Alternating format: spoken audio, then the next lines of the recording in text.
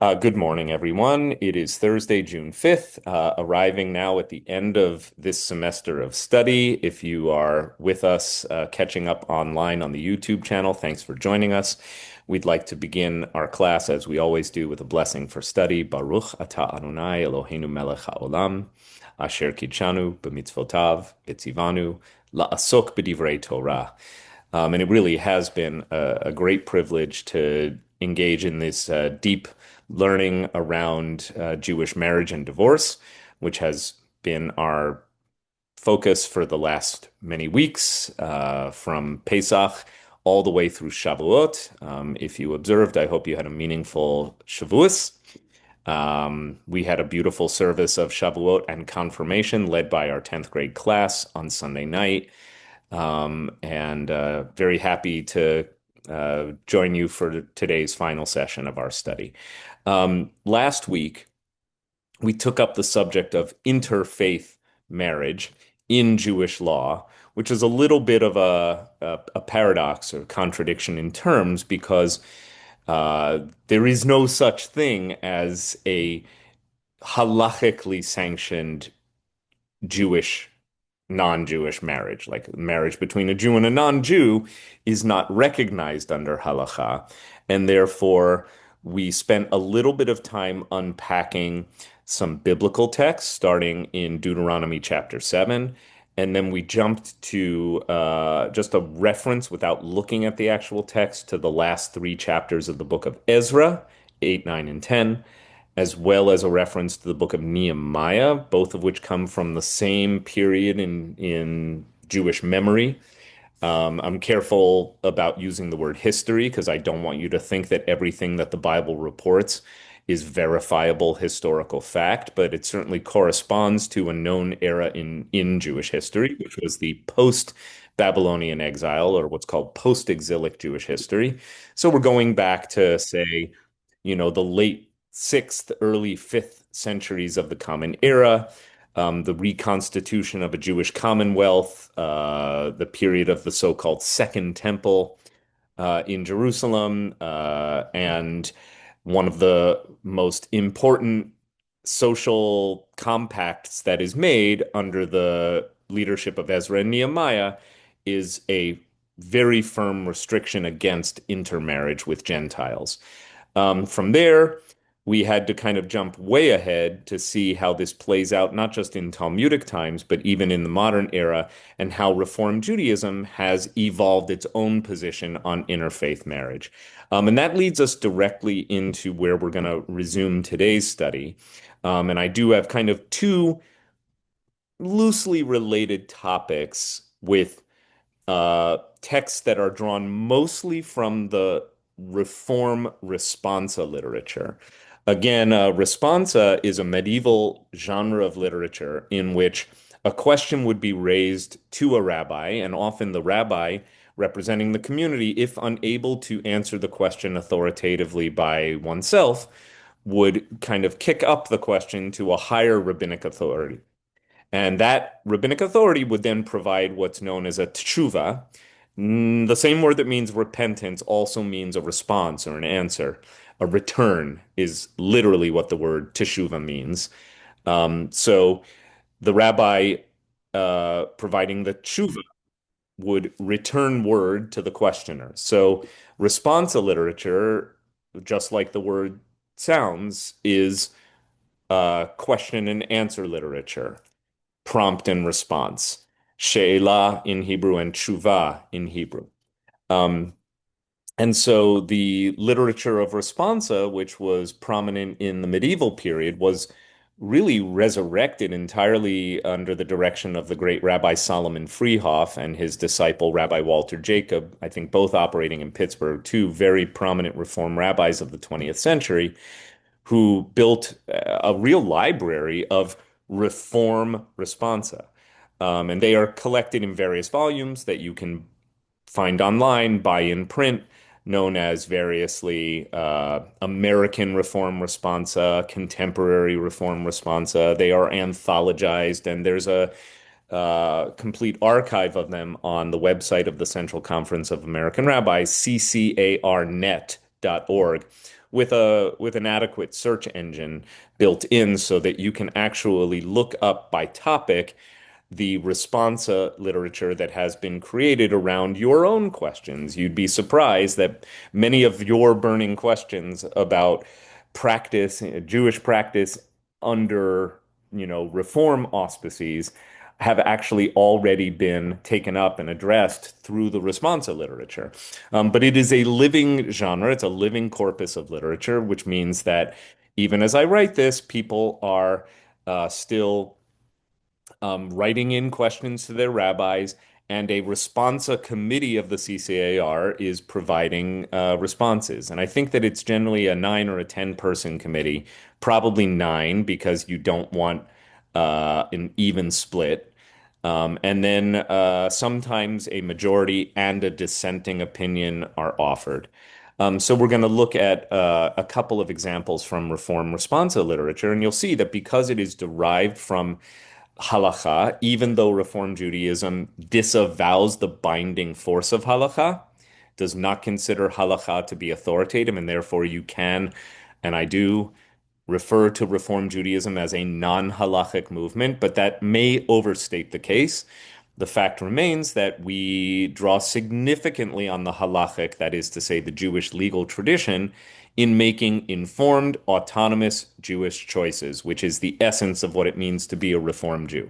Reform Judaism is all about making informed, autonomous Jewish choices. That's the way Reform Jews think about our relationship with the tradition. And so, and that is, I think, at least on paper, intellectually, the chief distinguishing feature of Reform Judaism from all other streams and sects. Though Reconstructionist Judaism in real life terms functions very much the same way.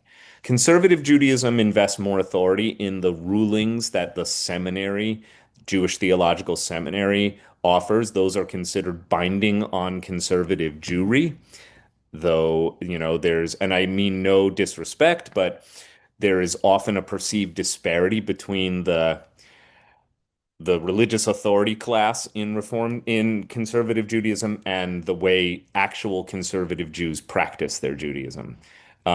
The Again, no disrespect, but the saying goes that the conservative movement trains Orthodox rabbis to serve Reform Jews. In other words, there's a big delta between the adherence to halakha that is both performed and professed by conservative Jewish clergy and the basic practice of most, I would say the vast majority of Jews who affiliate in conservative congregations, nevertheless, actually in real life operate along reform lines. That is to say, they are all making informed, sometimes autonomous, definitely Jewish choices. And therefore, look, I could even go further with this thesis and say most Jews in the modern world, and therefore I'm excluding the Satmar Hasidim, the Haredi, Crown Heights, Monsey, Kiryas Yoel, those people have disavowed modernity in order to practice a distinctly anti-modern expression of Judaism. But most Jews who choose to live in the modern world and abide by modernity, with all that it comes with, both good, bad, and ugly, um, are in fact Reform Jews in the sense that we are all making informed, autonomous Jewish choices about how to practice our Judaism. I would go so far as to say even modern Orthodox Jews are, in a sense, Reform, if by Reform we mean Jews who choose to practice a Judaism based on informed, autonomous Jewish choices.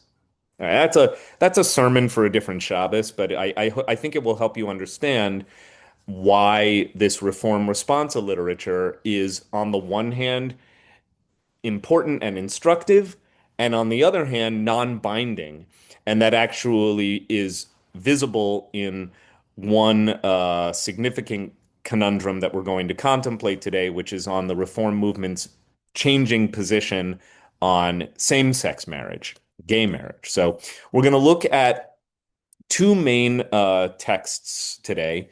One which I think is really important. And since we've talked about the role of the interconnection between marriage and family life, between marriage and the mitzvah of pru uravu, of being fruitful and multiplying, and what is the link between how Judaism understands marriage and the mitzvah or obligation in religious terms to have children. We've talked about that.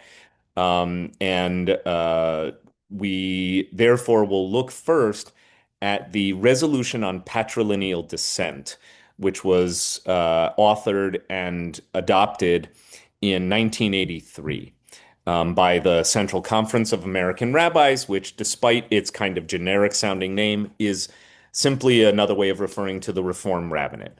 Isaac Mayer Wise, who established all of the core institutions of Reform Judaism, assiduously avoided the word reform because he did not see his rabbinic project or his Jewish project as part of a reform movement so much as Wise's true ambition was to create a unique minhag or a unique civilization expression of Judaism distinctive to American Jews. So that's why Isaac Mayer Wise's prayer book, the Siddur that he authored, is called Minhag America, which literally means the American Rite, R-I-T-E, usually spelled with a K, because it would have been transliterated into language that German speakers would have been familiar with. So it's a German transliteration of America.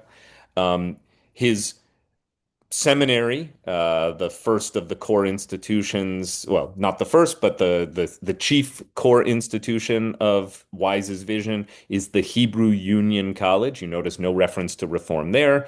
The Union of Synagogues that he created to fund the building of the seminary was called the Union of American Hebrew Congregations. No reference to reform there.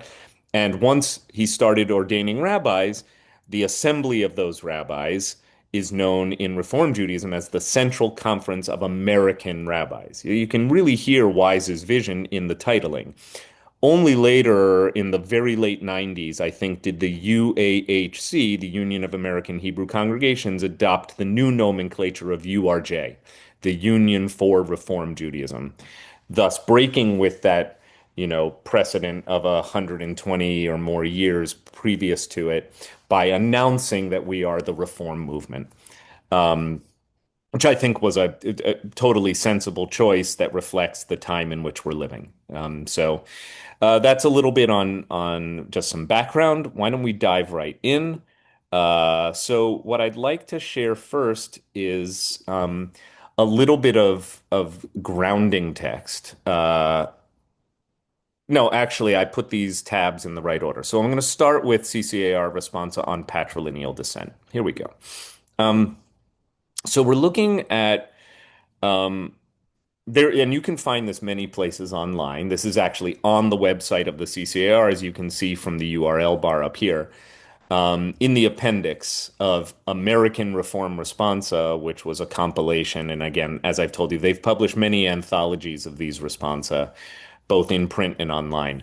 So this one, the report of the Committee on Patrilineal Descent, which was convened uh, in the CCAR in the previous couple of years on the status of children of mixed marriages adopted by the Central Conference of American Rabbis, my association, at its 94th annual convention, March 15th, 1983. So this happened when I was in fifth grade, when I was 10 years old. And I know some folks are, yeah, I know. Um, and yet, it's still 40-year precedent at this point. So this is long since established, but it is interesting for me to observe that for the first 10 years of my life and my Jewish upbringing, this was not fact on the ground, or I should say this was not policy. It may have actually been widely practiced, and the it here is the acceptance of a child who is being raised Jewish but has only one Jewish parent, and that Jewish parent is the father, not the mother. Those cases, of course, became considerably more prevalent in the late 60s, 70s, and 80s.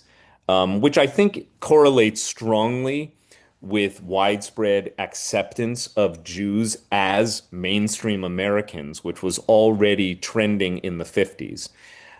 So the Reform movement was, in the writing of this resolution, um, responding to real life concerns. In other words, I like to make it clear that most of the time when a position paper is published like this, it is already, in a sense, stating what has become fact simply by this is what the people are already doing. In other words, real families in real Reform congregations led by real rabbis and cantors were already basically accepting or were looking the other way at at children who were being raised Jewishly, even if the father was the only Jewish parent and the mother was not. Rabbis recognized that such children were not halakhically Jewish, as I think we've discussed extensively from last week.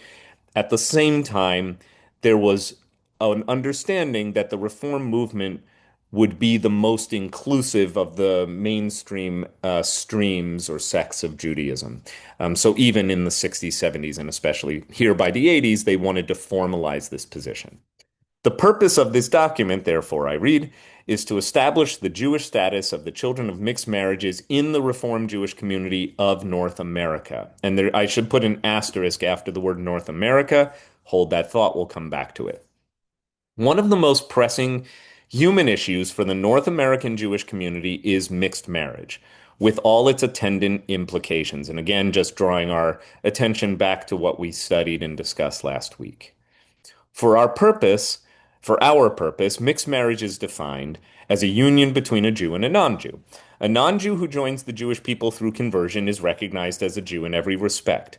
We deal here only with the Jewish identity of children born of a union in which one parent is Jewish and the other parent is non-Jewish. Okay, so they've set up the limited circumstance that is going to be discussed.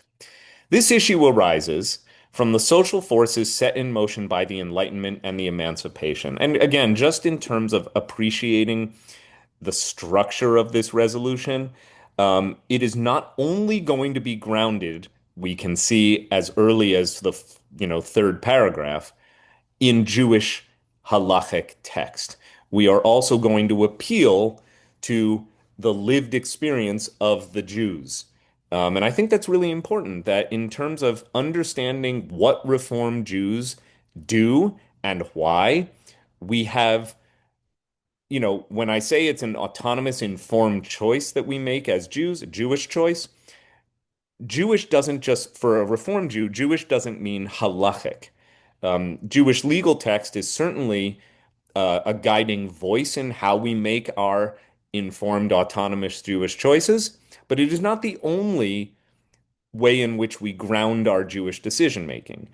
Appealing to Jewish history and Jewish memory and Jewish lived experience is also very, very important. I would even go so far as to say, usually for how most communities practice Judaism, the historical lived experience of the Jews and social norms in the milieu in which Jews may find themselves at any point in history are actually even more powerful drivers of how we make our informed, autonomous Jewish choices.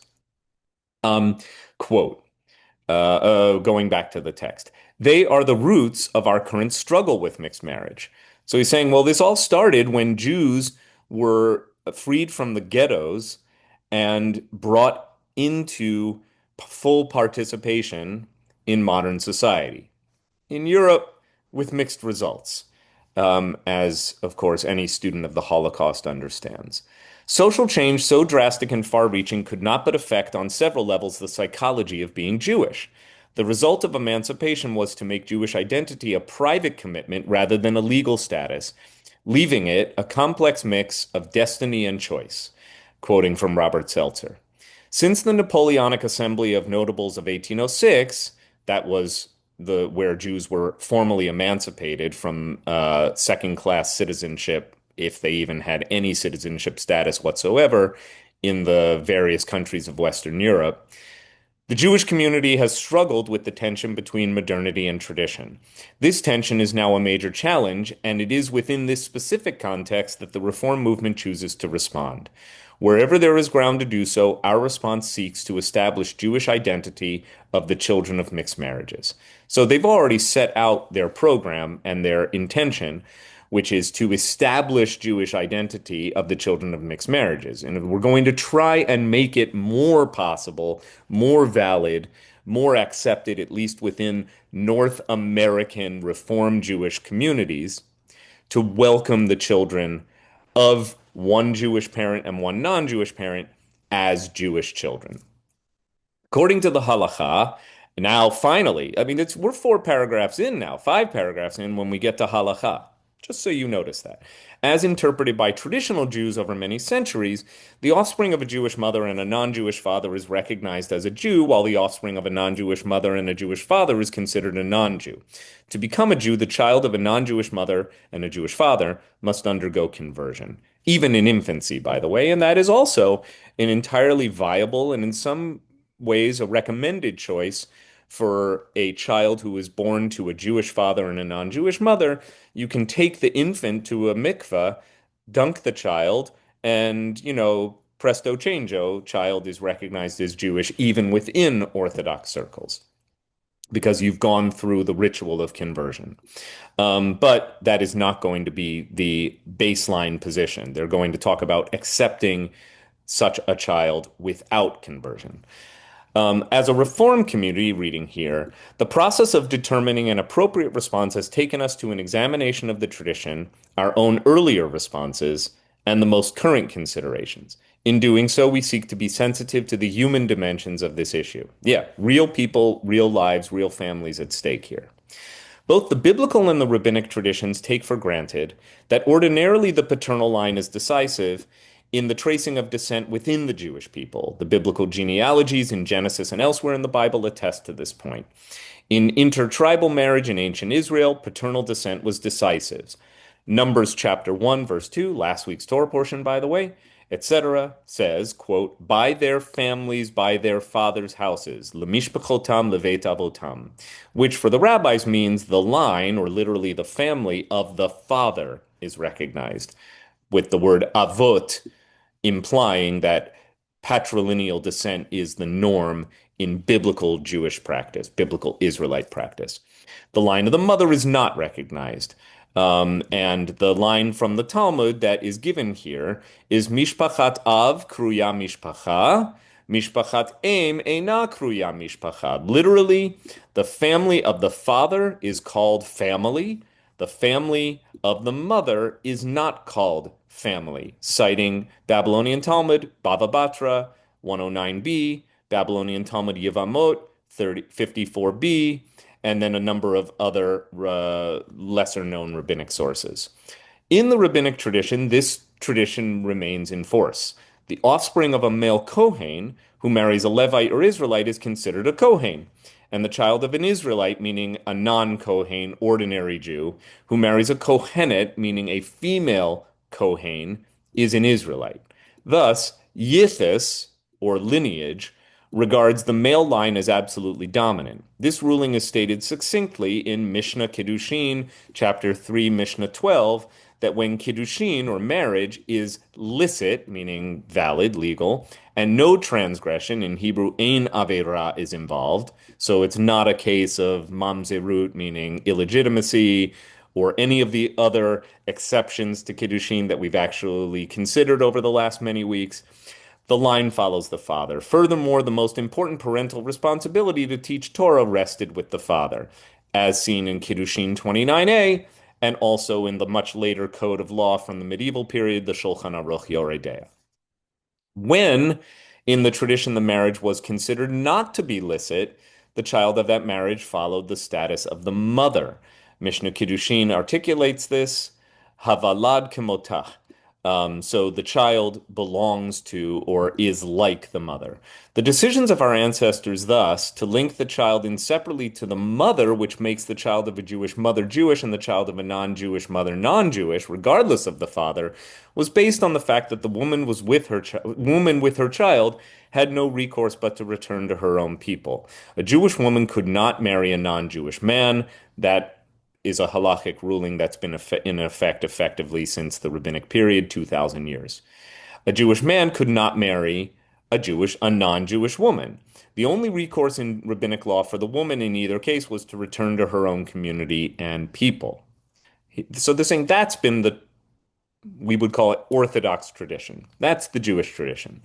But since emancipation, Jews have faced the problem of mixed marriage and the status of the offspring of mixed marriage. The Reform movement responded to this issue. In 1947, so this is almost 40 years prior to the ruling we're reading, the CCAR adopted a proposal made by the Committee on Mixed Marriage and Intermarriage.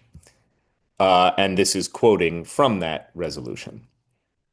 With regard to infants, the declaration of the parents to raise them as Jews shall be deemed sufficient for conversion. This could apply, for example, to adopted children. This decision is in line with the traditional procedure in which, according to the Talmud, the parents bring young children. The Talmud speaks of children earlier than the age of 3 to be converted. This is what I was describing a few moments ago about bringing an infant for the purpose of converting. You don't have to give like a litmus test to an infant. It is presumed that if the parents intend to raise said child Jewishly, the child will be Jewish. But you can bring this child to a mikveh for the purpose of conversion. And reading further, the Talmud comments that although an infant cannot give its consent, it is permissible to benefit somebody without his consent or presence. On the same page, the Talmud also speaks of a father bringing his children for conversion and says that the children will be satisfied with the action of their father. If the parents, therefore, will make a declaration to the rabbi that it is their intention to raise the child as a Jew, the child may, for the sake of impressive formality, be recorded in the cradle roll. I love that that's a term from the 1940s of the religious school and thus be considered converted. And I think what's implied here is without even going through the formal mikveh ritual. Children of religious school age should likewise not be required to undergo a special ceremony of conversion, but should receive instruction as regular students in the school. The ceremony of confirmation at the end of the school course shall be considered in lieu of a conversion ceremony. So again, the better part of decades and decades of established Reform Jewish practice suggests here that we were already treating the offspring of a non-Jewish mother and a Jewish father as Jewish so long as the parents verbally identified this as their intention. We're raising our kid Jewish. So even without a formal conversion, Reform communities, Reform rabbis, Reform synagogues had been treating such children as Jewish. Children older than confirmation age should not be converted without their own consent. The Talmudic law likewise gives the child who was converted in infancy by the court the right to reject the conversion when it becomes of religious age. Therefore, the child above religious school age, if he or she consents sincerely to conversion, should receive regular instruction for that purpose and be converted in the regular conversion ceremony. All of that dating from the CCAR Yearbook, Volume 57, 1947. The issue was again addressed in the 1961 edition of the CCAR Rabbi's Manual, which I have on my bookshelf, and an extra copy in my car, and a third copy at home, because I use this book all the time. Jewish law recognizes a person as Jewish if his mother was Jewish, even though the father was not a Jew. One born of such mixed, one born of such mixed parentage may be admitted to membership in the synagogue and enter into a marital relationship with a Jew, provided he has not been reared in or formally admitted into some other faith. That would be a bridge too far. The child of a Jewish father and non-Jewish mother, according to traditional law, is a Gentile, and such a person would have to be formally converted in order to marry a Jew or become a synagogue member. And I see, I think that was Jonathan's hand. We're going to go to the end of the resolution and then take questions. Okay, so this is, I'll keep reading from the 1961 Rabbi's Manual, which is published by the CCAR. Reform Judaism, however, accepts such a child as Jewish without a formal conversion if, this is a very important little if here, he attends a Jewish school, also she, and follows a course of studies leading to confirmation. So they go even past bar mitzvah to the traditional confirmation age, which is around 15 or 16, usually 10th grade, though that is not formally stipulated. Such procedure is regarded as sufficient evidence that the parents and the child himself intend that he shall live as a Jew. Now back to the 1983 text, we face today an unprecedented situation due to the changed conditions in which decisions concerning the status of the child of a mixed marriage are to be made. Very, very reform here, right? This is why are we doing this? We are doing it due to the changed conditions of the world in which we're living, right? So Reform Judaism, reform is a present tense verb, not reformed as a past tense verb or adjective. Reform Judaism is Judaism that reforms, Judaism that is constantly reforming in dialogue, in conversation with the changed conditions in which we are living, or the changing conditions in which we find ourselves at any moment in time. There are now tens of thousands of mixed marriages. In a vast majority of these cases, the non-Jewish extended family is a functioning part of the child's world and may be decisive in shaping the life of the child. It can no longer be assumed a priori, therefore, that the child of a Jewish mother will be Jewish any more than the child of a non-Jewish mother will not be. This leads us to the conclusion that the same requirements must be applied to establish the status of a child of a mixed marriage, regardless of whether the mother or the father is Jewish. All right, so that's all of the reasoning, and it's a mix of an appeal to Jewish memory, Jewish history, Jewish practice in the past, to halakha. You can see a considerable part of the argument is rooted in halakha with citations provided. And then returning to, so where are we now? And what influence does the world in which we live have over how we would make a reformed Jewish choice or a reformed Jewish position on the status of the child of a mixed marriage? Now we get to the resolution itself, which is much, much shorter than the reasoning that precedes it. Therefore, the Central Conference of American Rabbis declares that the child of one Jewish parent is under the presumption of Jewish descent. This presumption of the Jewish status of the offspring of any mixed marriage, meaning whether the father or the mother is the Jewish parent and the other is the non-Jew, is to be established through appropriate and timely public and formal acts of identification with the Jewish faith and people. Now, if you didn't know what that means, which would be an entirely reasonable thing not to understand, it further clarifies the performance of these mitzvot, appealing to that word, serves to commit those who participate in them, both parent and child, to Jewish life. Depending on circumstances, and there's a footnote there, according to the age or setting, parents should consult a rabbi to determine the specific mitzvot that are necessary. Mitzvot leading toward a positive and exclusive Jewish identity will include entry into the covenant, so that's bris or baby naming, or bris, acquisition of a Hebrew name, so the naming, Torah study, meaning religious education, bar or bat mitzvah, that should be bar slash bat, not bar slash bar, and Kabbalat Torah, which is a Hebrew name that is associated with confirmation, though most places call it confirmation, including WRT.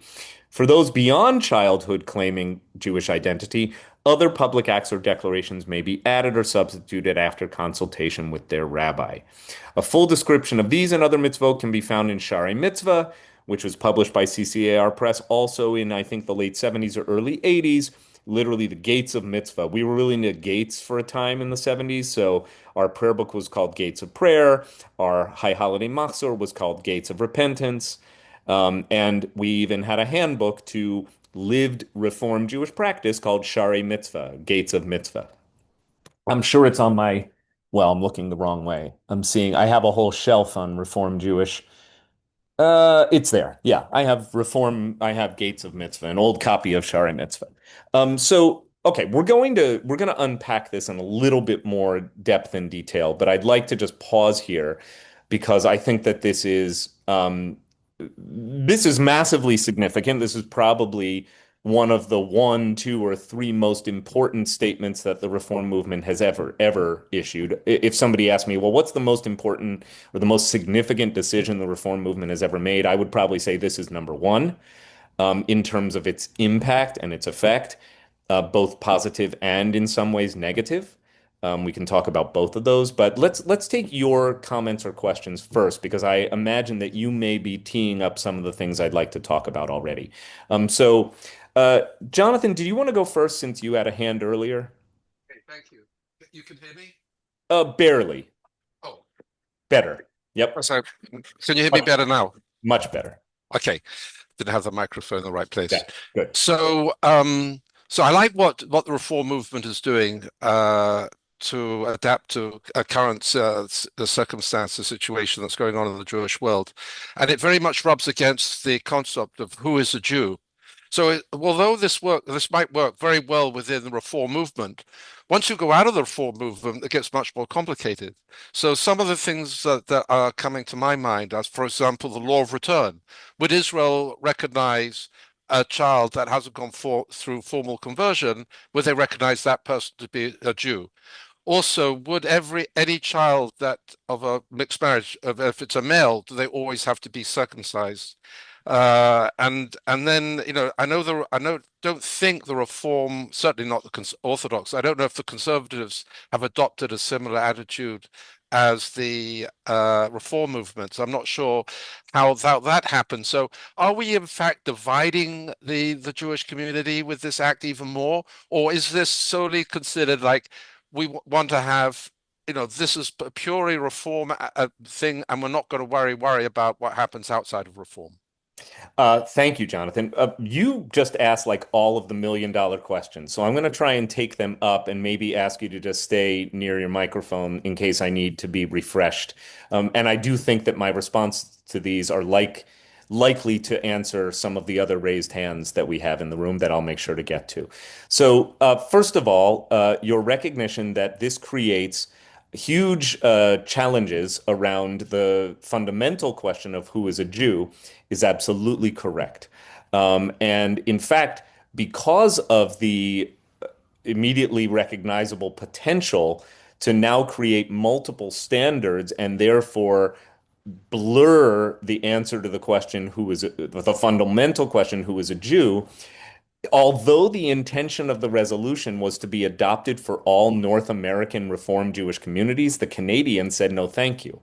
So, intriguingly, patrilineal descent to this day is not accepted in Canadian Reform Jewry. So, my Canadian Reform Jewish colleagues, although I do not know, and I can ask for those of you who are traveling with us to Montreal at the end of the month, we're going to have a wonderful evening at a Reform synagogue in Montreal. This is a question we can ask my dear friend and colleague, Rabbi Lisa Grushko. What is the actual practice? But on paper, Canadian Reform rabbis, Canadian Reform Jewry do not accept patrilineal descent. So the only community of Jews in the world that accepts patrilineal descent are American Reform Jews. And that's a lot of Jews. I mean, that's still a few million, a couple million. I mean, the majority of Jews in America are actually unaffiliated with a movement, though they would think of themselves as closer to reform than any other. So, it's only a fraction of the Jewish world that accepts patrilineal descent.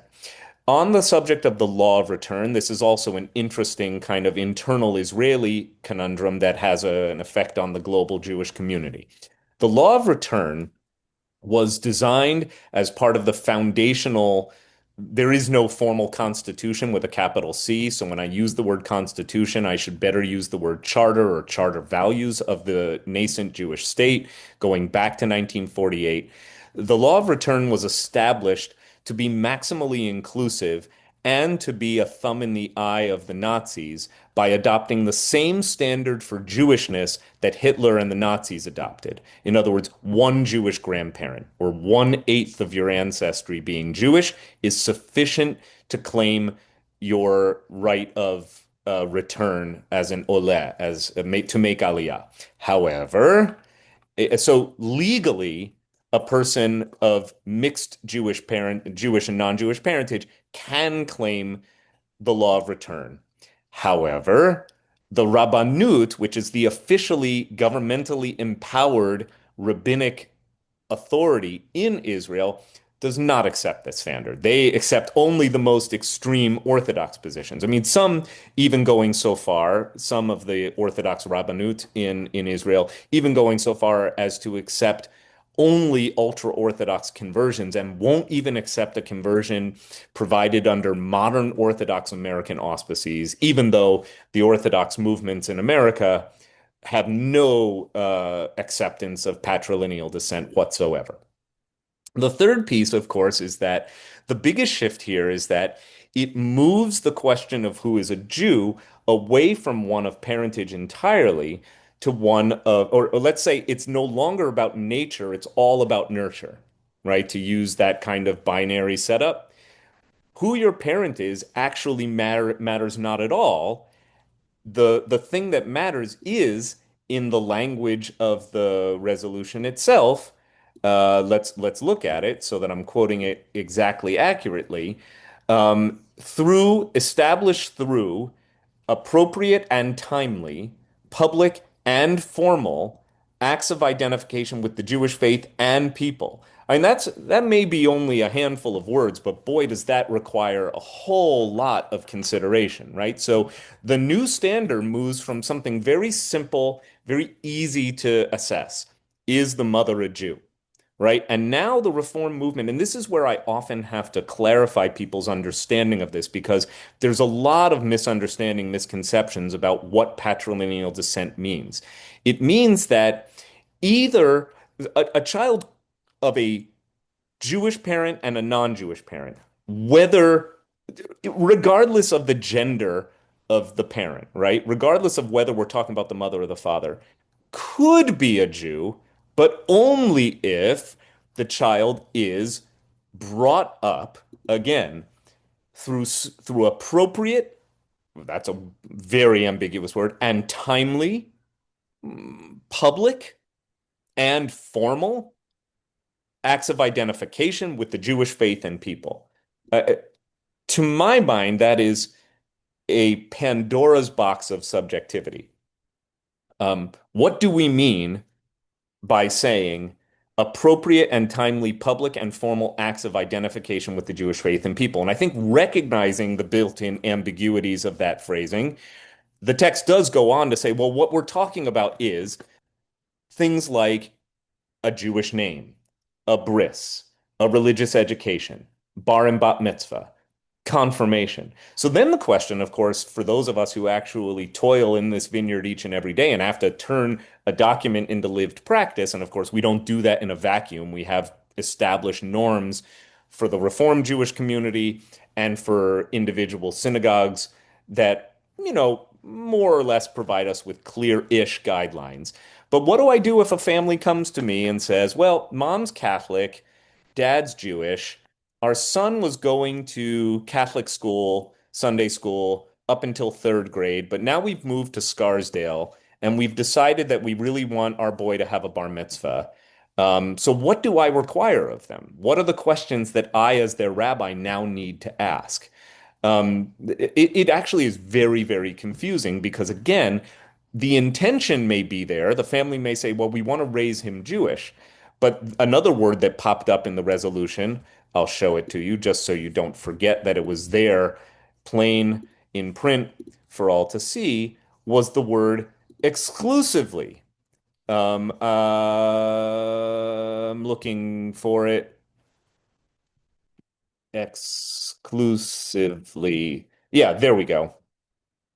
Um, confers Jewish status upon the child of one Jewish parent when that child is raised with an exclusively Jewish identity, which is interesting because that's not actually stated in the. I lost where we were. There, you can see I'm on a page. There we go. So the notion here is that patrilineal descent requires that the child is publicly and formally identified as Jewish. It is not, it would appear, sufficient to say, well, we just think of our kid as Jewish. We eat bagels and lox, or we're going to belong to a synagogue. Isn't that enough? My answer, if I were being faithful to the letter of the text here, would be, I don't know if that's enough. Doesn't seem to be. Doesn't seem like you've made many formal public acts of exclusive identification with the Jewish people. On the other hand, somebody says to their rabbi, we want our child to have a bar mitzvah. As a Reform rabbi, I'd love to be able to get to yes. So some of it just depends on how much time we have. Are you going to continue to identify as a Catholic? Are you going to continue to have a Christmas tree in your home? Though I think less and less of that as a determining factor these days. It's really hard. So, Jonathan, those are sort of like, I think you're right to acknowledge all of the messiness that this resolution creates. And it also, it wasn't, it wasn't trying to break with tradition, with Reform Jewish lived tradition in a radical way. It was trying to respond to the actual condition of actual Jews in actual Reform Jewish synagogues. So it's not like it was inventing this problem. It was saying, well, we already have, as it says in the resolution itself, tens of thousands of mixed marriages. So what are we going to do with all these kids? Wouldn't it be better if we found a pathway to affirm that they are Jewish without necessarily requiring conversion?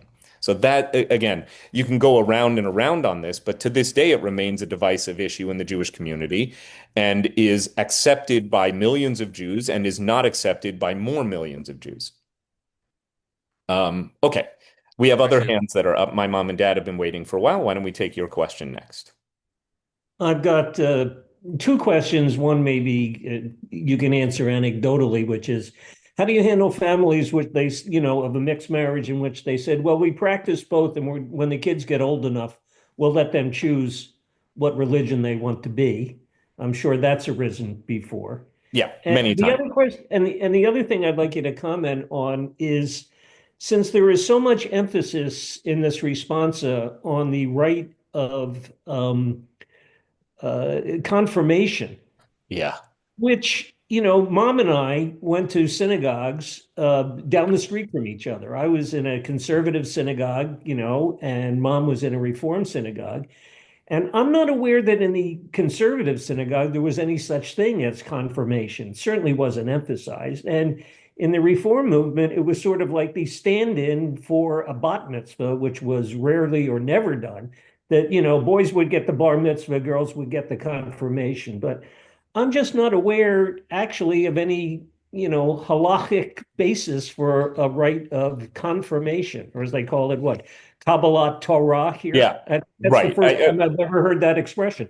Yeah, I think your assessment is spot on. I think that your memory is accurate. I am also not aware of conservative congregations from your childhood era that would have practiced confirmation, though they may well have had teen engagement programs with, kids leading services. Many conservative congregations had a thing called junior congregation that was all about BYO. bringing teens together, right? The Reform movement did, I think, adopt confirmation from Protestant practice as a way of both assimilating into American society and also affirming the equal place of boys and girls of a certain age beyond bar mitzvah, which was a ritual affirmation that was not widely practiced for girls until the post-war era, and even then, not widely until the late 60s and 70s, which is why so many women did not have bar and bat mitzvah, whether conservative or reform. It's certainly not orthodox. And that's why so many reform congregations, like the one that I, serve, um, have had many times over the last few decades rituals of adult bar and bat mitzvah, where the majority of participants are women who just didn't have a bat mitzvah as a kid. So I think you're exactly right in terms of what's been going on here. It is interesting to see in 1983 the assumption appears to be that confirmation is just a thing that a Reformed Jewish child would, and now it is explicitly stated should do. WRT, if you look at the walls down in the Beit Midrash, the religious school wing of the building, formerly the old sanctuary wing, you'll see year after year after year, going back to the 50s of our confirmation classes. In the 50s, 60s, 70s, they were huge. I mean, even through the 80s, and I have to say, even through my tenure at the temple, my largest ever confirmation class was from when Rick Jacobs was the senior rabbi and I was the associate. I think in 2007, we had 56 10th graders who chose to be confirmed. This week, we had seven. Yeah. So a lot, and that has, I think, much less to do with Judaism and synagogues and reform than it does with uh, different parenting norms from the greatest generation to the boomers to Gen X parents. So most of the kids who are being confirmed today have Gen X parents around my age or so, who are much less willing to push their kids. I mean, I don't know. You guys raised me. I don't really remember it ever being much of a debate. I think there was a built-in expectation that this is just what our household does, but also I wanted to. Like my best friends were doing it, Brian Katz and Josh Axelrod and like Jill Blumberg and Liz Gordon and like all of these. It was like it was my Jew crew. And especially growing up in a place not at all like Scarsdale High School, where a great number of kids are Jewish and they all hang out with each other. And so Jewish kids don't need a Reform Jewish synagogue in Scarsdale to meet other Jewish kids. Whereas Parkland High School in Orfield, Pennsylvania, where we had like 12 Jews graduating out of 400 in 1991. Very different environment. Temple was where you went to hang out with your Jew crew. So I think that in at WRT we have this challenge, but it's not unique to WRT. Every Reformed synagogue I know is struggling with teen engagement. I just think we're living in a very different world of expectations. Kids' mental health is not in, robust shape. Kids are overwhelmed. Their parents are overwhelmed. They are academically overwhelmed. The pandemic really walloped and continues to wallop them. I believe that cognitively, intellectually, and socially, they are all regressed relative to their predecessors of 10 or 20 years ago. So I think there are multiple, mostly sociological factors that are shaping this question. But yeah, it is really interesting to see the prominence given to confirmation in this seminal text from 40 years ago. Um, it's not all bad news. We have a planning meeting for rising 10th graders that's taking place this Sunday afternoon. We actually have a lot of signups already. So I think that we're trying to get through to parents that this is not one more activity that's going to stress you and your kid out. This is actually about Jewish identity formation. This is about safe space to be part of a fun community of joy, learning, social action. And don't you want your kid to have that before they set foot on a college campus? That may seem to you to be a little bit exploiting Jewish fears. It is. I'm totally willing to cop to that. But it's part of the narrative that I, my clergy and professional colleagues, partners here at the temple, are presenting to parents. And we do have some parents who are allied with this. It'll be more effective if it comes from them. If they can say to other parents in the community, let's all be in on this together. Let's make sure that our kids don't end their Jewish education at bar and bat mitzvah. Do Okay. you have anything to say about the family that says, well, we'll let the Oh, kids choose yeah, right. who they That was the want first to? thing you said. So generally, I'm able to at least assist a couple pre-children or with very young children in cutting off that opportunity at the pass. If a young couple comes to me and says, we are about to have kids, we're thinking of having kids, we have young children of preschool or elementary school age, and we're thinking of just raising them both and letting them choose, I will lovingly but very firmly advise them not to do that. And I'll say, I think that is a very bad idea. Psychologically, it's a terrible burden to put on a child to have to choose his or her religion in adolescence, which amounts to I'm going to choose mommy over daddy or daddy over mommy. That's not a fair thing to put on a kid. Secondly, despite the fact that here in the West we talk very loosely about this so-called Judeo-Christian tradition, no such actual religion exists. There is no such thing as Judeo-Christianity in terms of lived practice. So you really can't be observantly both Jewish and Christian. Can you be fully Christian with homage to your Jewish family's the Jewish family member's heritage, go over to Bubby's house and have latkes, but there's a Christmas tree in your home and you'd be baptized and confirmed? Absolutely. And I think vice versa is true, though it's a little bit more difficult. I think it is possible, and I've seen it too many times to discount it, for a child to be raised in a Jewish home where one parent, the Gentile parent, still is connected to the faith of origin for that parent. And therefore, at grandma's house, it's Christmas, but in our house, it's Hanukkah. Like the December dilemma is often where this comes to the fore. I believe it is possible. But asking a child, affirming a parent's intention to raise a child fully dual religion is a bad idea. It's just not pragmatically doable. At some point, you got to say, I either do or do not accept that Jesus is my Lord and Savior. Like there are red lines that make it impossible to be fully Jewish and fully Christian at the same time. And especially for adolescents who are like not supposed to figure out their identity all on their own in a vacuum. That's part of parenting, is to help give your child a sense of belonging and who are you and what's your story? Who are your people? In today's multicultural, multi-religious world, that can be a complex narrative, but it should not be a narrative that makes no sense. That's my view. Okay, Thank Michelle. you. Yep. So I want to, I think I could crystallize some of the issues here. And look, to start with an example, my brother has four kids, two boys and two girls.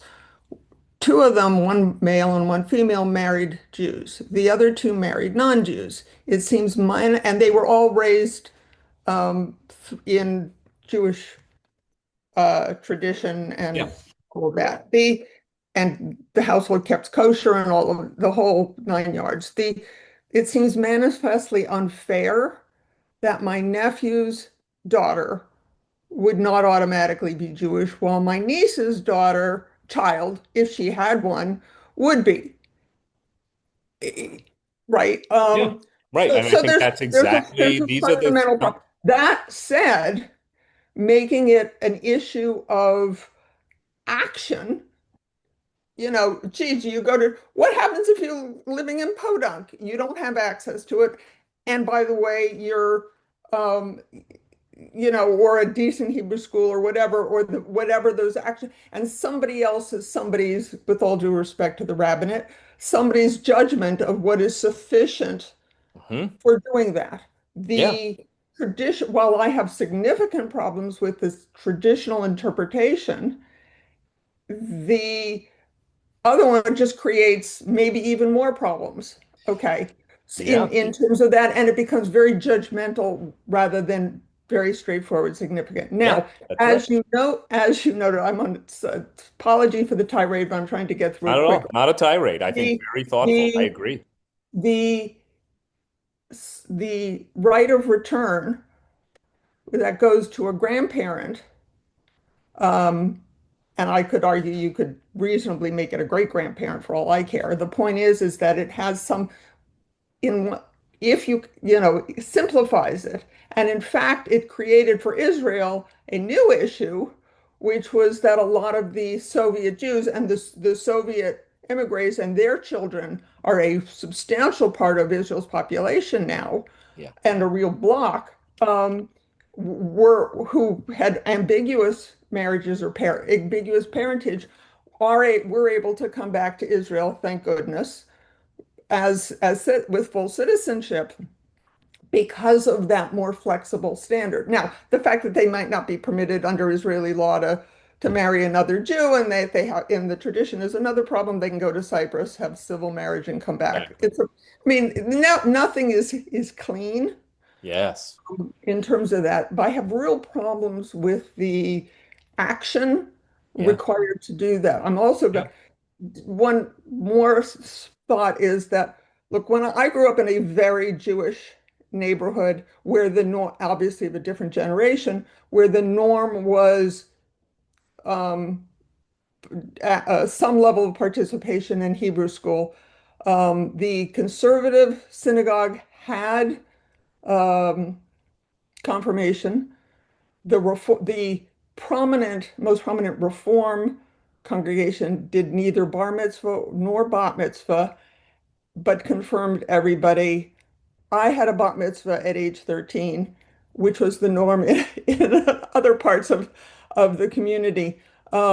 My child, who grew up in Scarsdale, going through 12th grade in WRT, said that having gone off to college with a very, very small, maybe 12 or 15% Jewish population, felt more Jewish Yeah. in that environment than she ever did in Scarsdale. Yeah. That's, Where, yeah, all the kids are well, not all of them, and a lot of her friends in Scarsdale were not Jewish. yeah. But you Having just end been up with up in that. Amherst And the this final weekend. thing is that I'm pretty sure, as you suggested, that the increase of interest now is a pushback against the rise in anti-Semitism. And I hate to be grateful for that. I am not grateful for that, but I'm glad. I do believe strongly it is a parental choice to say you will participate. And I happen to think that's more important than, Little League. What can I Yeah, say? I mean, as Sorrel Loeb, our former educator at the temple, used to say gently, I think, and with a wink and a twinkle in her eye, when parents would come to her and say, well, I'm sorry, I can't send my child to religious school because he has soccer practice. Sorrel would sometimes say, well, when your child is 25 years old, he may not be a professional soccer player, but he will still be a Jew. So you make the choices that are going to be most beneficial to his future path. And I get it, by the way. Soccer is about so much more than becoming a professional soccer player. It's about teamwork and, camaraderie and sportsmanship and all of those good things that you want. Leadership, teach your kids those things. By the way, we can teach that in Judaism too. Michelle, your observation of the complexities of the challenge of moving from nature to nurture as the primary determinant of Jewishness or of Jewish status are very well taken and stand on their own. And I'm thinking now I want all of the parents who are coming to this session this weekend to watch this video so they can see more of the discussion around confirmation. It's really fascinating for me. Let's take two more hands and then switch gears, or three more hands. Judy, please. One of the answers, an example to your father's question, can a child be raised in two religions and then choose? It's different because my daughter, who at one point wanted to be a rabbi, and I asked, she had a Hindu boyfriend. I asked Rick Jacobs, can a child have two religions? He said, absolutely not. You have to choose. Well, they are married, Maya and Sadhu, and they are truly have a two religion family. It's Hinduism, which is very different from Christianity. But the children, my daughter was president of her synagogue, Reconstruction Synagogue, and Sadhu, we do Hindu scripture every Sunday. So the child, Tara did a lot in her bat mitzvah. She chanted her in Hebrew, and at night Sadhu's relatives were there, and she was chanting in Sanskrit because she knew the prayers. Hmm. They're doing both. Right. And it'll be interesting. Even I am questioning what will happen. They're just infused with two different religions. And Sadhu is one of the most popular people at the Reconstruction Synagogue because he's into religion and philosophy. Right. And it's part of the doing good part of things. And what in the if you're doing something and you're doing it, I'm taking care of her sister-in-law, and my Sadhu said, "You're doing God's work, Mom." Yeah. So it's not it is the tradition. They're much more. Their prayers are they do Vashamru every Saturday morning. My favorite prayer, which is not done on Friday night here. But anyway, they're instilled with two. That's all. Yeah, I really do believe in today's world, though it may take a sophisticated and nuanced approach to these things. So that's definitely not for everyone. It seems to me, following social media these days, nuance isn't really most people's thing. But I think it is possible to identify with a home-based tradition and still to be enriched by the other spiritual practices and traditions with which one associates. So I myself have a meditation practice that is derived from Vedic tradition, which is ancient, Indian subcontinent. It's the trunk that would later branch off into both Hinduism and Buddhism. There's no like praying to foreign gods or anything like that, so I'm happy to incorporate it. And I think that it's actually remarkably consistent with Kabbalistic practice and teaching. There are other people for whom that's just over the line, and that's fine. They can be enriched by other things. But I think the idea that you could have a religious practice that is rooted in Judaism, but that is enriched by your walking through or alongside other religious practices, sometimes that can coexist very harmoniously. Christianity proposes unique and persistent challenges. I mean, Christianity just at its root, it arose as an anti-Jewish tradition. That's It's different. very hard to extirpate that from Christianity. And therefore, I have a much more permissive attitude towards somebody who says, I identify as a Jewish Buddhist. Most of the people who brought Buddhism and Hinduism to America, at least in terms of transcendental meditation and, that kind of Indian spiritual practice, they were all Jews, all of them. Like even today, Sylvia Boorstein, John Kabat-Zinn, Ram Dass, like all of those dudes and dudettes, all Jews. So there's something going on here. And I have to say, mainstream Judaism until recently was not ever really taught in a way that emphasized one's personal spiritual connection to the divine. And that's not because it's not in the tradition. It's in the tradition. I think it's just not become the main highway. It's become like little bumpy side roads that are fascinating. I really like spending time on those side roads. I also like the highway. Okay, Am, unmute yourself, please.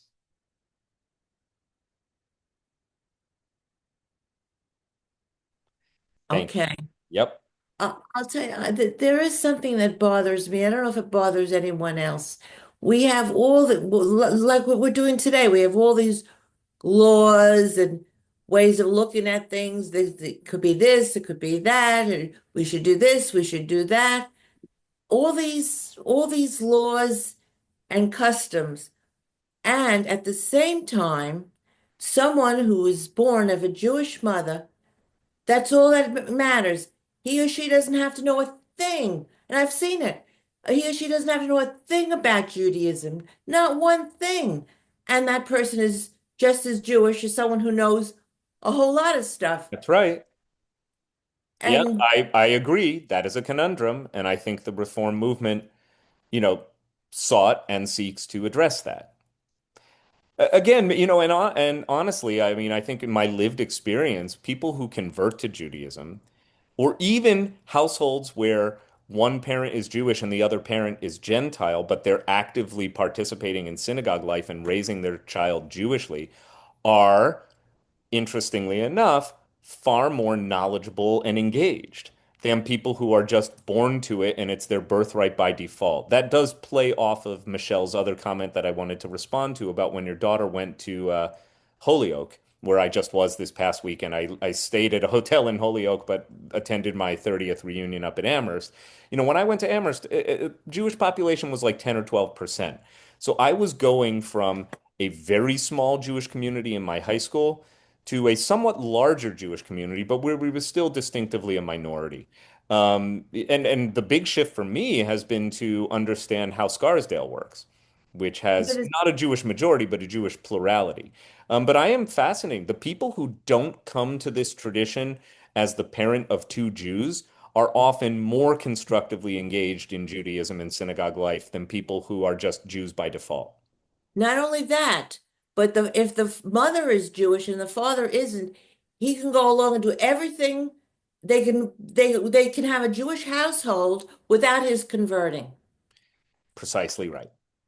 Yes, well, the double standard of patrilineal matrilineal is also again it generates problems. It generates a gender inequity where there's much more burden on one than the other. But again, the reform movement addresses that by saying, no, no, no, a child of a mixed marriage will be Jewish, whether the father or the mother is the biological Jewish or the Jewish partner.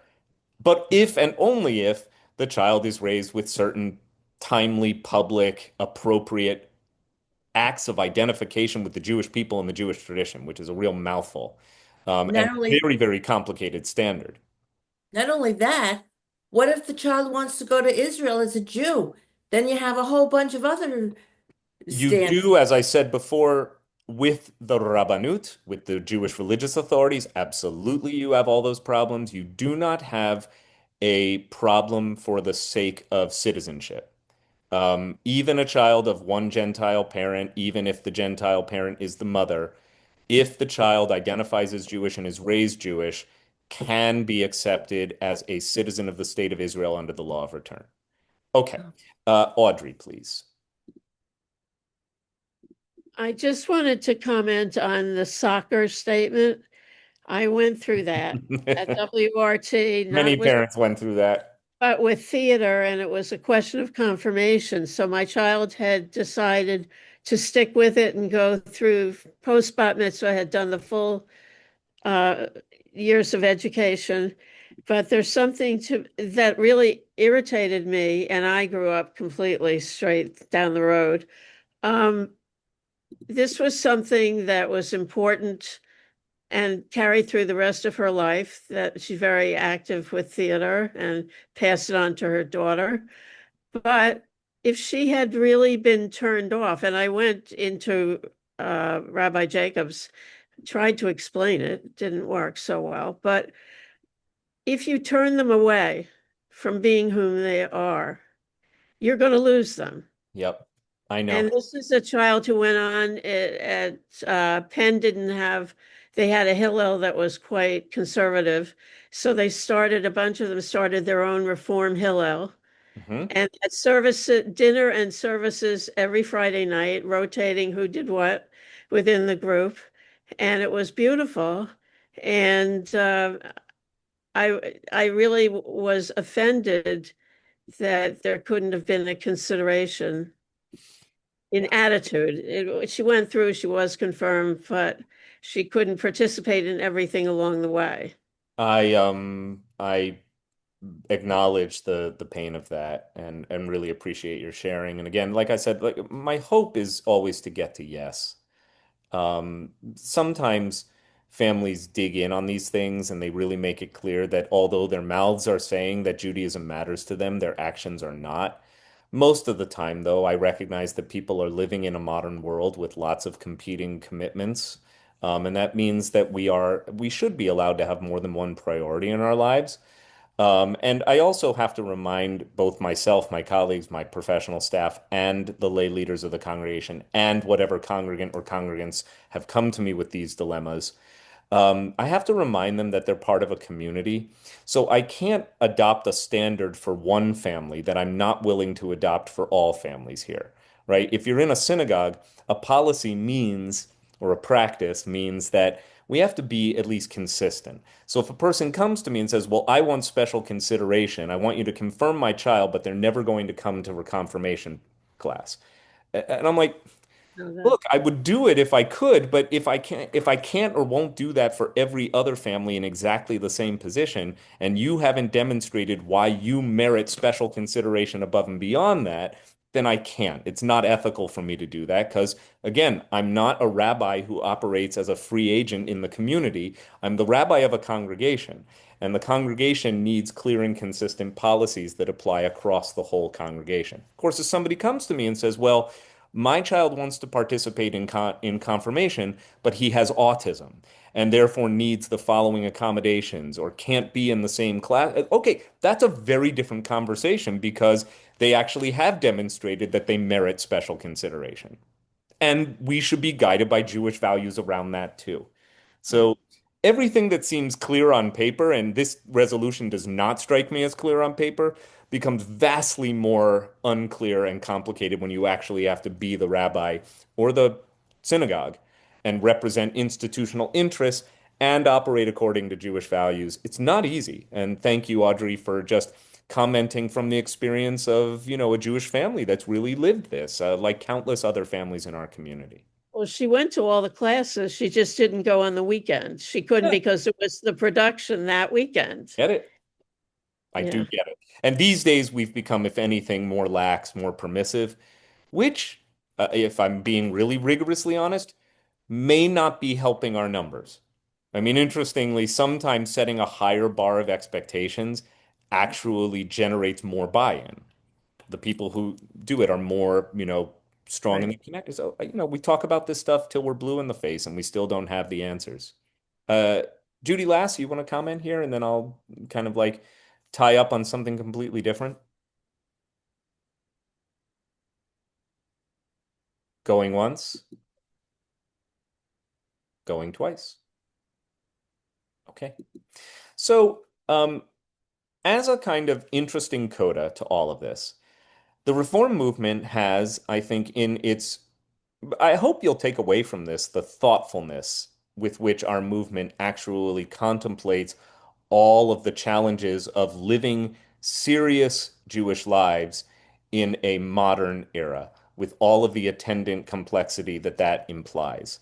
Uh, there are many cases of things that don't exist under the category of halakha that nevertheless are part of the lived experience of Reform Jews. And therefore, our movement wants to be Jewishly responsive to those needs. Um, the case of mixed marriage, patrilineal descent, and the status of the offspring of mixed marriage is probably the number one. The other one that comes to mind also is an issue of family and marital status, which is about sanctioning same-sex marriages.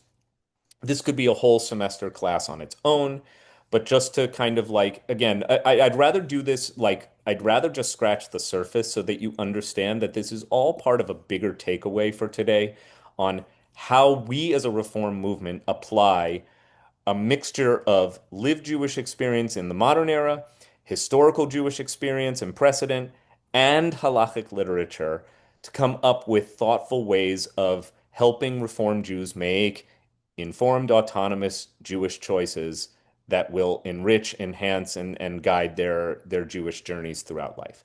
On the question of gay marriage, the conversation does start, though for Reform Jews, it does not end here. I would say for many Orthodox Jews, it does end with the biblical statement from the book of Leviticus, which can be found in chapter 18. It's also echoed in chapter 20 of the same book. Do not lie with a male as one lies with a woman. You can tell that the intended audience here is a man. You, a man, do not lie with a male as one lies with a woman. It is an abhorrence or an abomination. Hebrew word is toeva, the word I've highlighted up here. Um, do not have carnal relations with any beast and defile yourself thereby. So it's in the same category, side by side with bestiality. Likewise, for a woman, she shall not lend herself to a beast to mate with it is perversion. So that one, whether you're a man or a woman, don't have sexual intercourse with non-humans, with other animals, but only male homosexual sex is restricted here. You notice that it's not talking about your orientation or it's all about the act itself, the act of homosexual male sex. Lesbianism is not restricted in the Torah. There are rabbinic restrictions against lesbianism, but they are considered of a much lesser category of transgression. Okay, so that's where the conversation around this begins. And therefore, you know, the challenge that orthodoxy faces when people who identify as Orthodox also come out as gay is that to be true to the halakhic tradition, there is no legitimate pathway for sanctioning same-sex unions or even same-sex marriage.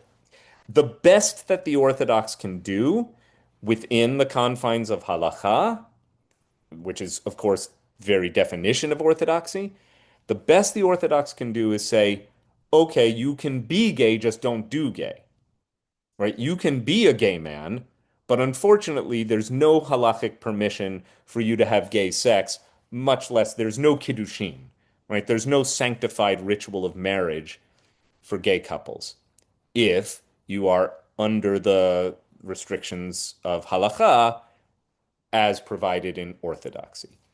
Now, the Reform movement has, just as we saw with the previous issues from last week and this week on the subject of mixed marriage, the Reform movement has also grappled with this. And I think it's really important to understand that the Reform movement has also changed, or we might use the word evolved, its position. So, looking at a responsum from 1985, so just 2 years after Patrilineal Descent, you can see again, this was asked. This is in the format of Sheila and Tshuva, question and answer. Rabbi L. Polar, I don't know Rabbi Polar. Rabbi Polar asks, may a rabbi officiate at the quote marriage of two homosexuals? And that's also recognizing that at the time there was also in the United States no legal provision for gay marriage. The answer. The attitude of our tradition and of Reform Judaism toward, that should be one word, homosexuals is clear. For a full discussion, see the responsa by Solomon Freehoff and Walter Jacob in American Reform Responsa, volume 13 and 14. The resolution of the CCAR on homosexuality deals exclusively with the civil rights and civil liberties of homosexuals and seeks to protect them from discrimination. It does not, however, understand it to be an alternative lifestyle which is religiously condoned. So earlier responsa on the subject said, well, if you have civil protections and you're gay, those are appropriate and should be protected, and we support that. But we don't have a Jewishly sanctioned pathway to solemnizing gay marriages, nor do we even condone homosexual unions from the standpoint of what Judaism says and teaches. And that's from a reform perspective 40 years ago. Judaism places great emphasis on family, children in the future, which is assured by a family. However, we may understand homosexuality, whether as an illness, as a genetically based dysfunction, or as a sexual preference and lifestyle. We cannot accommodate the relationship of two homosexuals as a marriage within the context of Judaism, for none of the elements of Kiddushin, don't mind that it's spelled with a Q, sanctification normally associated with marriage can be invoked for this relationship. A rabbi cannot, therefore, participate in the quote unquote marriage of two homosexuals.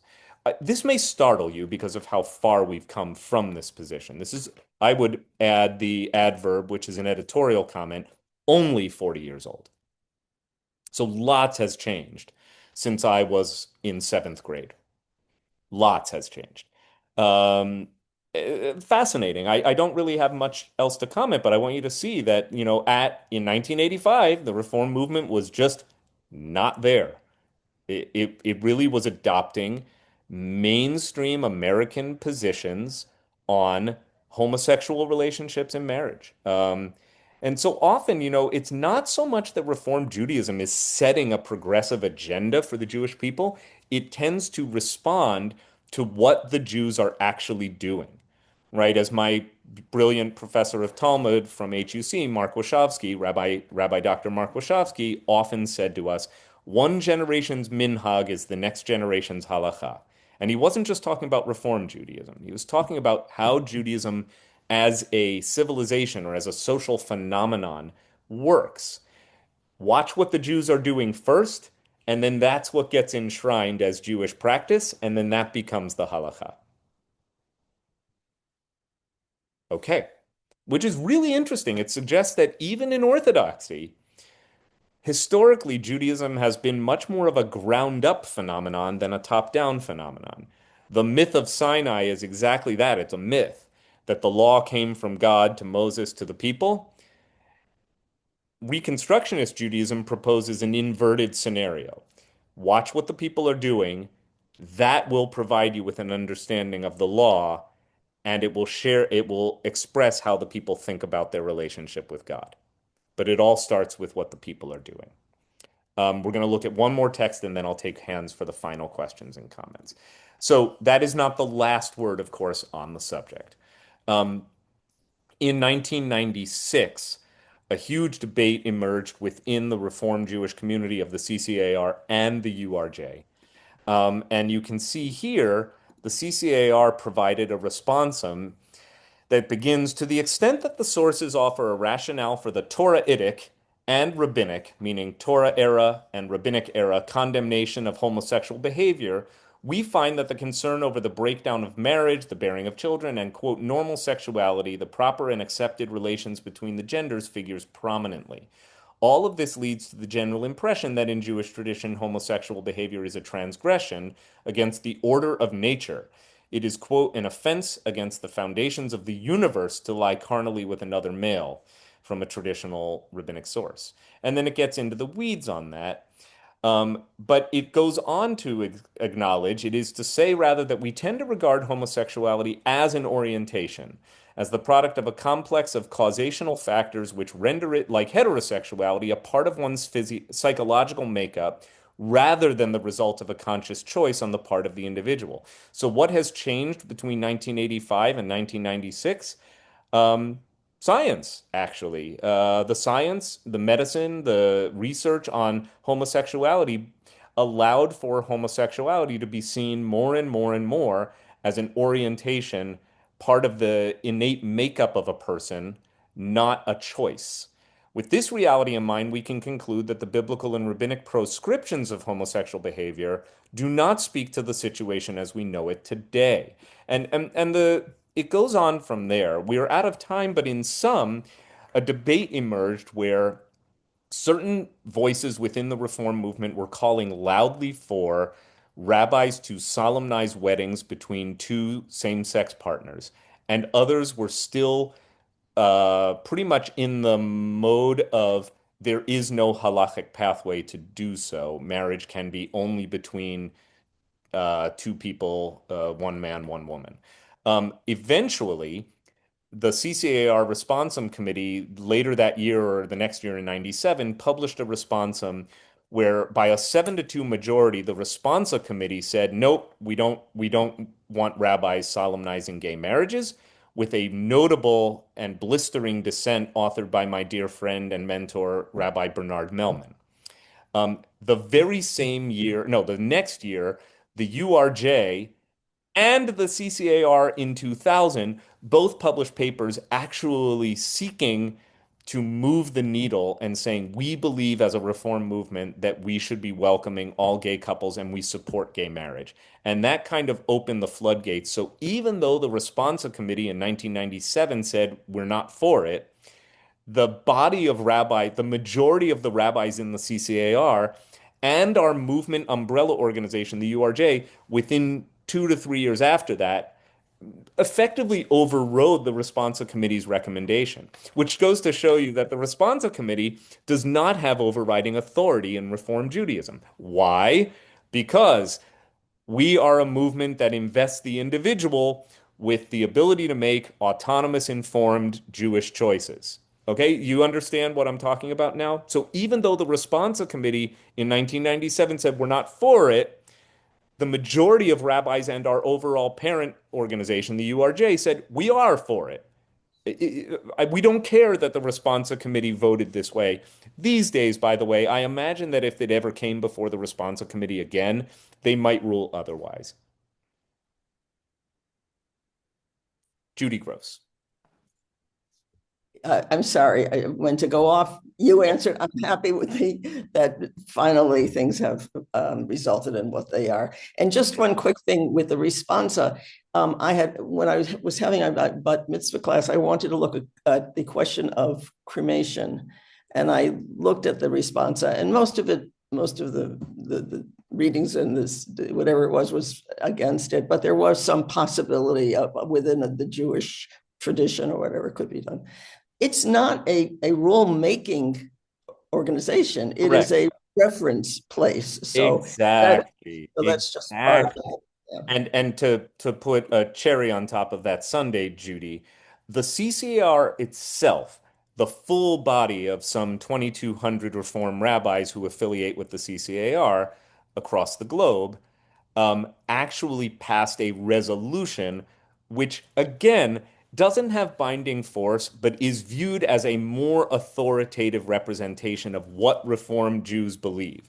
And that came in 2000. So what's fascinating, by the way, this whole trajectory from 96 to 2000 exactly overlaps with my time in rabbinical school. So I would say that like in the classroom, this was the biggest debate that we rabbinical students were also invited to participate in. It was fascinating. It was like a living laboratory for us to tackle a really important issue facing American Jews, facing Jews across the world, but facing especially American Jewish society. So very, very short form, here's an excerpt.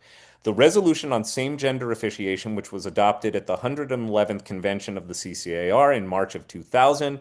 I did not attend that because I was ordained 2 months later. No, 3 months later.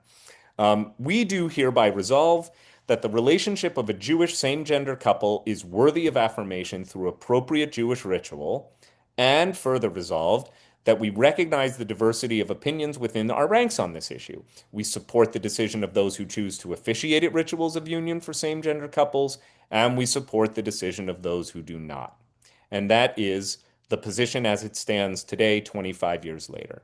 Though the vast majority of colleagues who have been ordained since 2000, I don't know of a single Reform rabbi of my generation or younger, certainly, who will not officiate at a gay wedding. I know still plenty of rabbis, particularly of an older generation, who will not preside over interfaith marriage. And they could give you their reasons why. I mean, I was that rabbi for 14 years. I didn't do interfaith marriage, but I did do gay weddings. And in my view, it's just much less complicated. Like if the purpose of a wedding is to forge the, is to inaugurate a new Jewish family, so far as like my role, which is serving the Jewish people, is concerned, I see no conflict of interest regardless of the sexual orientation of the bride and groom, bride or groom. Whereas interfaith marriage, as we've been discussing extensively last week and this week, come with all sorts of complexities for Jewish family life and the identity of the household and the identity of future progeny, if there are to be progeny. So it's much more complicated as I see it. But okay, I saw Jay and Eve's hand, and then Michelle, and then I'm going to wrap things up for the semester.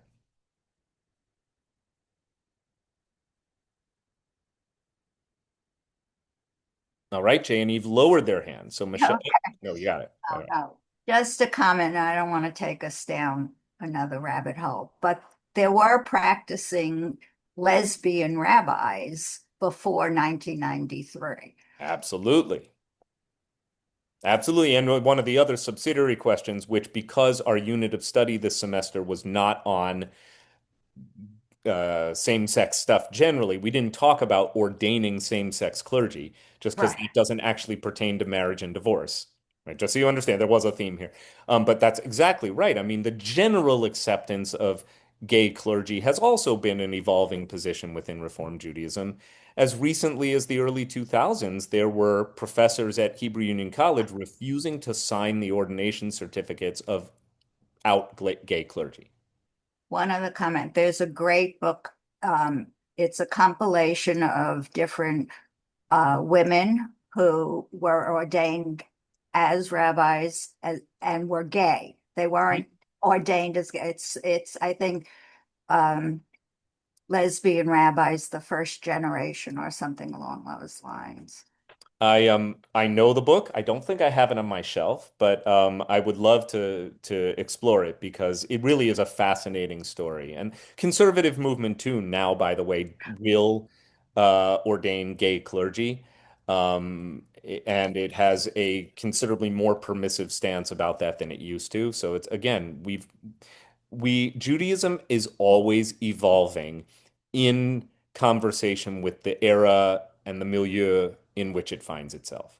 There is no such thing as Judaism in a vacuum. Even Haredi Judaism in the 21st century is very much, even though it says we want nothing to do with modernity, in a sense, everything about the Haredi world is a response to the modern world. You can't just say that Judaism evolves with no outside influence whatsoever. Um, that's probably why Haredi Judaism has become so much more restrictive because it sees the corrupting influence of modernity as an existential threat to its way of life, and therefore it battens the hatches. Reform Judaism opens the doors wide, and I think both of our communities have problems that are related to our responses to modernity and beautiful benefits as well. Okay, Michelle, you want to take it home? I just wanted to observe that and my understanding is well, not just my understanding, as I understand it, the biblical injunction against homosexual activity is about the fact that does not promote procreation. It is not about love. It is not about making families. It is about not making babies. That is one position offered by contemporary Orthodox poskim or halakhic authorities. It is not the only reason that the Bible may categorize homosexual sex between two men as abominable, which is again not my word choice, it's the Bible's own word choice. It is the same word, and here's going to be what I use to explain the answer. It is the same word that is used to describe bestiality, but it is also the same word that is used to describe eating treif, and various other idolatrous practices and ritual infractions. So it may simply be that, at least in the mind of the biblical society, in the collective hive mind or of the authors of the Torah, it resided in a category of deep religious taboo. And all cultures have taboos, some of which have logical explanations, like the one you've provided. Well, it is non-procreative and it therefore violates the very purpose and foundation of family. Maybe, or that is a legitimate answer, but I think that the category of religious taboo need not have a rational underpinning. We talked about this several weeks ago, that our society in America does not sanction the eating of dogs and cats. Other societies do. And we actually, because we are products of the societies in which we are raised, most of us actually feel a revulsion to even hearing somebody talk about it. But in China, it's normalized. So taboo does not necessarily need a rational underpinning in order to be a taboo. And therefore, and it could be that homosexual sex was associated with the ancient Gentile world and Canaanite idolatrous practice, which it was, by the way. There were homosexual uh, priests in Canaanite cults that would perform homosexual sex acts as part of their fertility rituals. Like, now, again, in those societies, those things are not only permitted, but actually sanctified. Jewish society or Israelite society distinguished itself along many different vectors, one of which was, we will be nothing like the Canaanites. Okay, so I hope that you've enjoyed this journey. As always, I like to provide a lot of food for thought, and it's really nice for me to end on this note of let's take our grounding in halakhic text, and I think we've all, as a class, come so far in our maven status. I know that Talmudic text can be very, very, very thorny, but I think as a class, we've done a great job of taking our willingness to look at Talmud, which is very hard text, and then see how halakhic text actually has a real voice in pertinent conversations about lived Jewish practice and experience today. So it's wonderful to have spent these weeks with you. I hope your summers are filled with sunshine and warmth, and all of the favorite things that you can only do in summertime.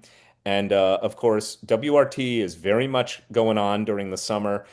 Tomorrow night's Shabbat service, we will present special commendations to students, including an outstanding member of our small but mighty confirmation class, Ella Kroloff, whose grandfather, Rabbi Chuck Kroloff, is one of the venerated elder statesmen of the Reform movement, just turned 90 this week, along with his wonderful wife, Terry, also turned 90.